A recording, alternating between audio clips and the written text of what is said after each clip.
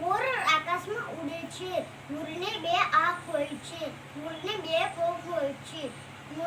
મોરને પીંછા હોય છે. મોર આકાશમાં બહુ ઉપર ઉડે છે. મોર ખેતરમાં બધે ફરે છે.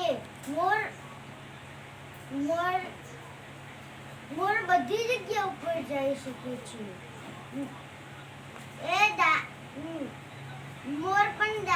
મોર દાણા ખાય છે. મોર એક રાષ્ટ્રીય પક્ષી છે.